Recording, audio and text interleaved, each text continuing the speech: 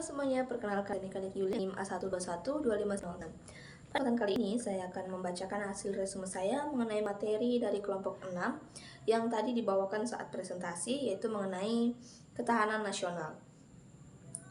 Nah, jadi ketahanan nasional itu adalah kondisi dinamis suatu bangsa yang menunjukkan keuletan dan ketangguhan dalam menghadapi berbagai ancaman, tantangan, hambatan, dan gangguan, baik yang berasal dari dalam maupun luar negeri, untuk menjamin kelangsungan hidup bangsa dan negara. Ketahanan nasional dapat diibaratkan sebagai daya tahan sebuah negara. Jika ketahanan nasional ini kuat, negara mampu menghadapi berbagai masalah seperti konflik, krisis ekonomi, bencana alam, hingga pengaruh negatif dari luar tanpa kehilangan jati diri dan persatuannya. Nah, materi yang dibawakan oleh kelompok 6 ini yang kedua yaitu mengenai konsep ketahanan nasional. Konsep ketahanan nasional ini ada 3, yaitu yang pertama ada gatra ideologi. Gatra ideologi ini merupakan kemampuan bangsa dalam mempertahankan nilai-nilai dasar negara, terutama Pancasila, dari berbagai paham yang dapat merusak jati diri bangsa. Contohnya misalnya mengamalkan nilai Pancasila dan menolak paham radikalisme dan ekstremisme. Nah, konsep ketahanan nasional yang kedua yaitu gatra politik. Gatra politik ini merupakan kemampuan bangsa dalam menjaga sistem politik yang demokratis, stabil, dan berwibawa. Contohnya, mengikuti pemilu dengan jujur dan adil, dan menghormati hasil demokrasi. Dan konsep ketahanan nasional yang ketiga yaitu gatra ekonomi.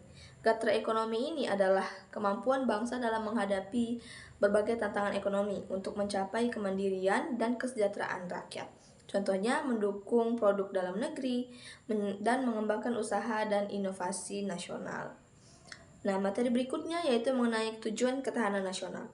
Tujuan ketahanan nasional ini yang pertama yaitu untuk menjaga kelangsungan hidup bangsa dan negara, yang kedua untuk menjaga kedaulatan negara, yang keutuhan wilayah dan keselamatan segenap bangsa. Yang ketiga yaitu mewujudkan masyarakat yang adil dan makmur berdasarkan Pancasila dan Undang-Undang Dasar 1945. Dan tujuan yang terakhir yaitu adalah untuk mencapai tujuan nasional Indonesia. Nah, materi selanjutnya yaitu mengenai ancaman-ancaman terhadap ketahanan nasional. Ancaman-ancaman ini juga terbagi menjadi 5, teman-teman. Yang pertama yaitu ancaman militer. Ancaman militer ini contohnya seperti agresi atau serangan dari negara lain, pelanggaran wilayah, spionase, dan terorisme bersenjata. Sedangkan ancaman non-militer ini juga mempunyai contohnya seperti penyalahgunaan ideologi, separatisme, narkoba, dan kejahatan cyber. Dan ancaman yang ketiga yaitu adalah ancaman ekonomi. Ancaman ekonomi ini contohnya seperti krisis ekonomi, persaingan usaha yang tidak sehat, dan ketergantungan terhadap pihak asing. Dan ancaman yang keempat yaitu ancaman sosial budaya. Contoh dari ancaman sosial budaya ini sendiri yang pertama yaitu disintegrasi bangsa, lunturnya nilai budaya, hoax, dan ujaran kebencian. Dan ancaman yang terakhir yaitu ancaman alam. Ancaman alam ini contohnya seperti bencana alam, kerusakan lingkungan, dan juga perubahan iklim. Nah, jadi itu tadi adalah ancaman-ancaman yang